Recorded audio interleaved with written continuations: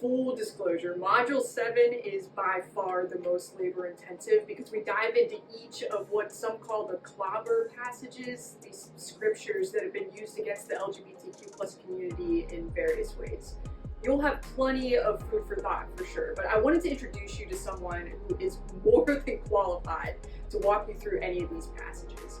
Dr. Susan Shaw is a professor of women, gender, and sexuality studies. She's written books, edits encyclopedias, and published article after article analyzing this interaction between feminist studies and religion. She is literally a doctor of this stuff, so I'm grateful to have her with us to share some insight on how we walk through some of these biblical passages. So let's check it out. So you're looking at some of what we call the clobber passages. We call them that because they've been used by people in the church for a really long time to clobber LGBTQ people over the head, to tell them there's something wrong with them and that they're sinful people in need of redemption. But as you're learning, there's some other ways to look at these passages. And so I want to take a minute and look at the passages that come from the book of Leviticus, because these are ones that often get thrown out at people about same-sex relationships being an abomination. First thing to note is that word abomination is really kind of a bad translation for modern English, because it doesn't mean abomination the way we understand it, but rather it means something that's just not done. It's something that we don't do, those other people over there may do, but we don't do it. And that makes sense if we think about Leviticus, the sections where those verses come from, as part of what was known as the Holiness Code.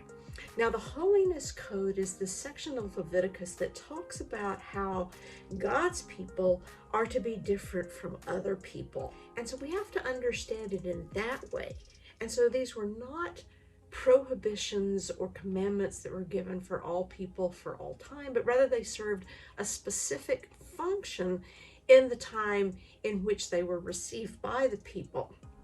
So we have to think, in what way do these commandments and prohibitions mark off God's people from other people in this time frame?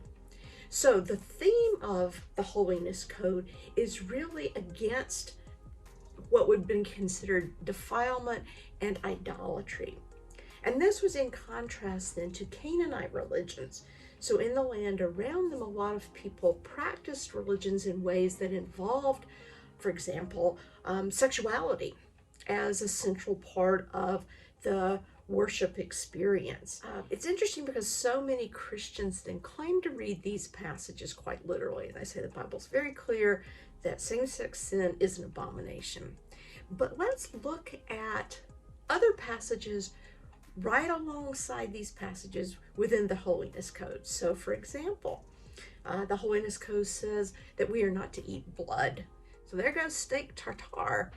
Those of you eating rare steak, well, you're in violation of God's law then. It says not to sow your fields with two different kinds of seed. So you can't plant your corn and beans together. It also says you can't wear clothes made of two different kinds of material. So there go your cotton poly fibers. It says no tattoos. And it says don't eat fat, animal fat. And so much for deep frying in lard or eating a marbled steak. Why don't we accept those passages?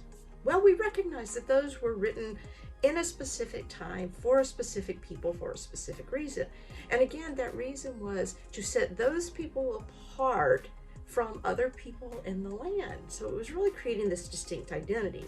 Because remember that the people of Israel had just come out of Egypt as this sort of struggling band of peoples trying to become a nation. And so part of the way they could become a nation was to create these distinctions that set them apart from others. And so these things did that. And so what are seen as these prohibitions against same-sex relationships really are again about setting people apart. The other thing to keep in mind too is that mostly what they knew in that time of same-sex sex was not how we understand it. It wasn't relational. It wasn't an orientation or an identity. In fact, most of the times it was something that happened as an act of violence. And so men raping men was a part of war. Conquering men would rape other men as a way to dominate them. And so very often same-sex relationships between men were perceived not as loving, caring, romantic relationships, but rather as instances of exploitation and violence and dominance. So you can see in this brief look at Leviticus why it's so important to understand context. We can't, as 21st century American readers who speak English, simply go back into English translations of these texts and assume that we know what they say and that they are speaking to us in the same way they would have spoken to people back then. We have to go back and dig into the text, think about the language, think about the historical context, think about the author and the audience, and then we can understand that, oh, the Holiness Code is really about being set apart. And then we ask ourselves, what does it mean for us as contemporary people to be set apart, to offer an alternative view of the ways that we can live in the world? And it probably won't look anything like what it looked for the people of Israel back then, but it'll look right in our context.